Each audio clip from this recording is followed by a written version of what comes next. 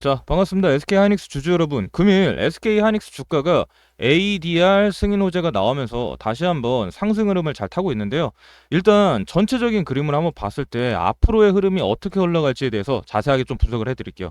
자, 일단 이렇게 좀 큰 그림으로 봤을 때 여기서부터 고각 상승으로 올라온 다음에 그 다음에 지금 약간의 가격 조정 이후 기간 조정을 받고 있죠. 자, 그렇다고 하면은 여기서 더 치고 올라가기 위해서는 어떠한 게 필요할까요?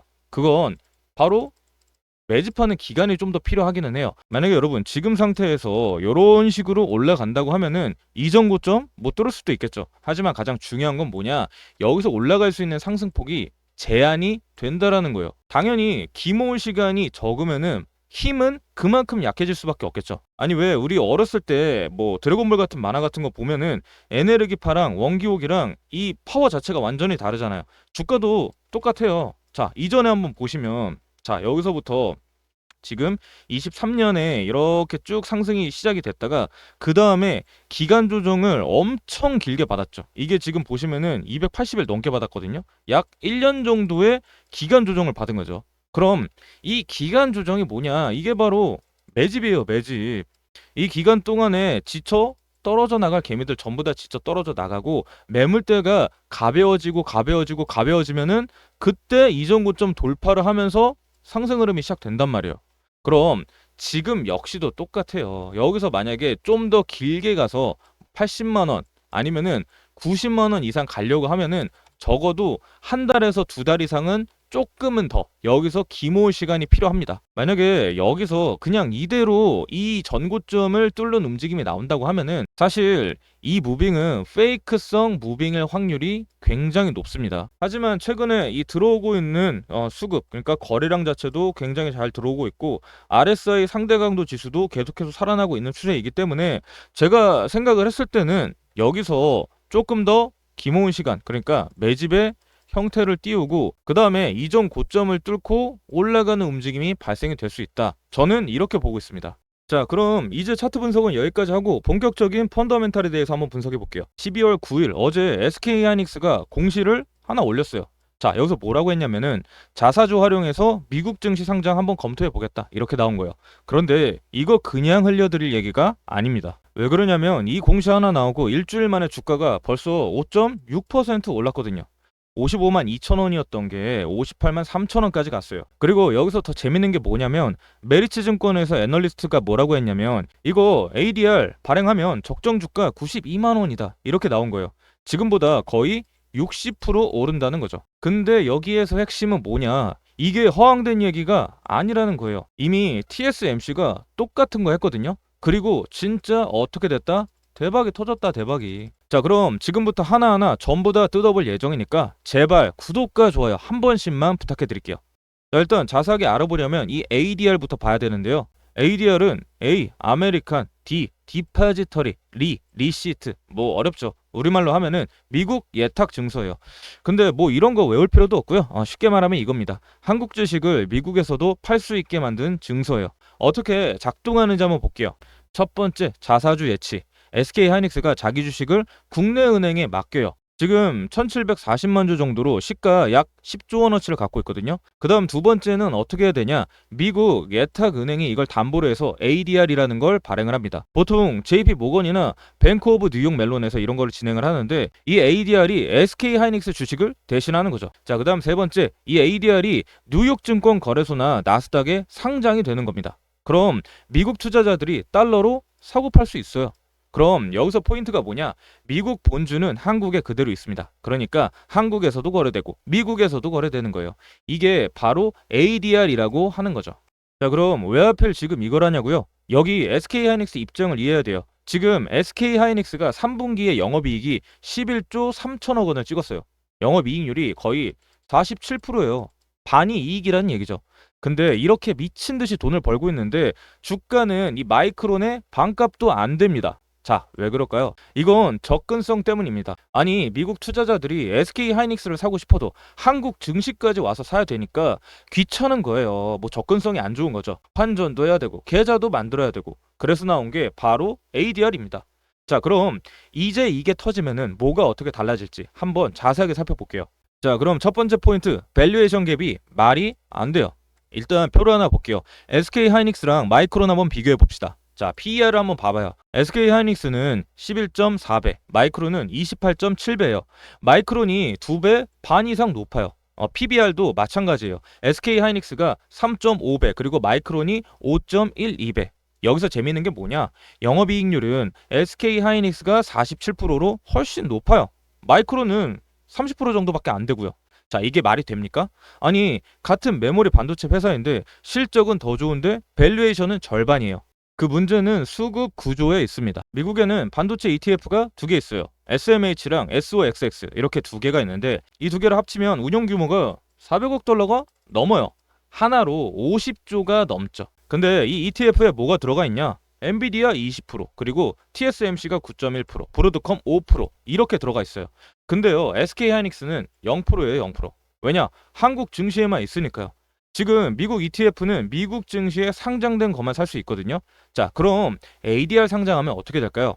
이 50조짜리 자금이 SK 하이닉스로 들어올 수 있다는 겁니다. 물론 전부 다는 아니겠죠. 근데 5%만 들어와도 2조 5천억이에요. 그리고 10% 들어오면은 5조 원이고요. 자, 그다음 세 번째 포인트. 미국의 롱온리 펀드라고 있어요. 미국 증시에만 투자하는 펀드예요. 뭐 규정상 해외 증시 직접 투자가 안 되는 거죠. 자, 이런 펀드가 얼마나 되냐? 수천조입니다. 수천조. 근데 이 사람들 지금까지 SK 하이닉스 못 샀어요. 왜? 한국 증시에 있으니까 못 사죠. 그런데 ADR이 상장하면은 이 돈이 들어올 수 있다는 겁니다. 자, 그렇게 되면 미국 자금의 낙수 효과로 인해서 지수 추종 ETF들의 기계적인 매수세가 들어온다는 거죠. 자, 지금부터 이제 진짜 중요한 거 한번 볼게요. 실제로 이렇게 된 사례 중에 하나가 바로 TSMC예요. 자, TSMC는 1997년 10월에 뉴욕 증권에 상장을 했어요. ADR 상장을 한 거죠. 어떻게 했냐면요. 처음에는 전체 주식의 2에서 3%만 ADR을 냈어요. 조심스럽게 시작한 거죠. 근데 효과가 좋으니까 어떻게 했냐?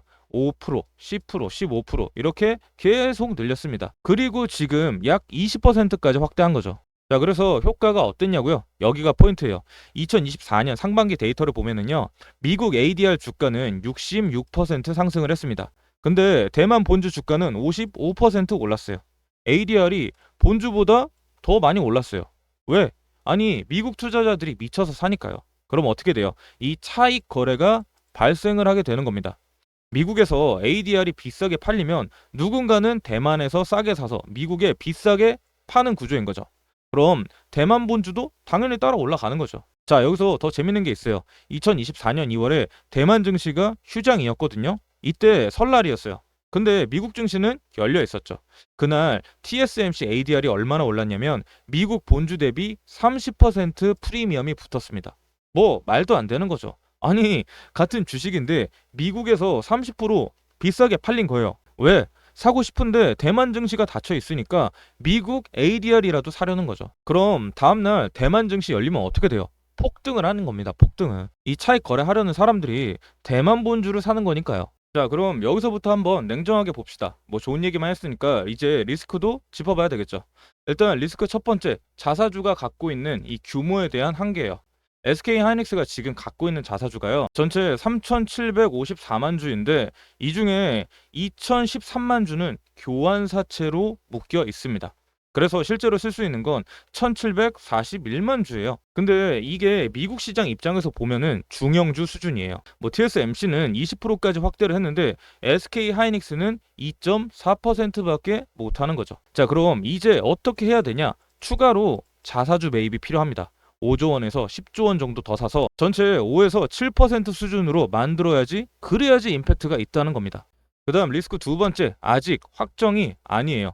SK 하이닉스가 공시에서 뭐라고 했냐면 현재까지 아직 검토된 사항이며 확정된 건 없다. 1개월 이내에 재공시하겠다. 이렇게 나왔어요. 그러니까 지금은 검토의 단계예요. 뭐 실제로 할지 안 할지는 아무도 아직 몰라요. 만약에 안 하면 어떻게 될까요? 당연히 주가 빠지겠죠. 기대감이 올랐던 거니까 실망 매물이 나오는 거죠. 자, 그다음 리스크는 정책 리스크예요. 지금 정부에서 추진하고 있는 게 뭐냐면은 자사주 소각 의무화입니다. 뭐 자사주를 3년 이상 보유하고 있으면은 무조건 소각하라는 거죠. 근데 ADR은 자사주로 활용을 하라는 건데 이게 좀 충돌을 할 수가 있습니다. 아니, 정부는 소각을 하라는데 ADR을 내면 어떻게 하냐? 이런 논쟁이 생길 수 있다는 거죠. 그래서 지금 전문가들이 뭐라고 하냐면 ADR도 밸류업이다. 여기서 주주 가치를 높이는 거니까 문제 없다. 이렇게 얘기를 하는데 정치권에서는 아직 어떻게 나올지 지켜봐야 되는 거죠. 자, 그다음 리스크는 실행 타이밍입니다. 이게 어떻게 연결이 되냐면요. 제가 봤을 때는 최소 5에서 6개월 정도 걸려요. 왜냐면 주간 IB 선정에 1에서 2개월, 그리고 자사주 규모 확정에 1에서 2개월, 또 SEC 등록 서류 제출에 2에서 3개월, 그 다음 SEC 승인하고 상장까지 1에서 2개월. 이렇게 하면 빨라도 2025년 7월에서 9월 사이입니다. 그 전까지는 기다려야 된다는 거죠. 자, 그럼 오늘 내용 한번 정리해 볼게요. SK의 ADR 상장, 이건 진짜 게임 체인저입니다. 왜냐면 지금 마이크론 대비 60% 저평가되어 있어요. 이건 구조적 문제예요. 바로 수급 때문이죠. 자, 그 다음 둘째, ADR 상장하면 수급 구조가 완전히 바뀌어요. 미국의 ETF 자금이 최소 수조 원, 롱온리 펀드의 수십조 원 투자 가능성, 그리고 개인 투자자 접근성도 개선이 되는 거죠. 자, 그 다음 세 번째, TSMC가 이미 성공을 했습니다. 1997년 상장 후 본주가 폭등을 했고 2에서 3%로 시작해서 20%까지 확대를 했던 거죠. ADR이 본주보다 30% 넘게 프리미엄까지 붙었고요. 리스크는 자사주 규모가 부족을 하고 아직 확정 단계가 아니지만 그래도 제가 봤을 때는요. 보수적으로만 봐도 70만 원, 현실적으로는 92만 원까지는 갈 거라고 보고 있습니다.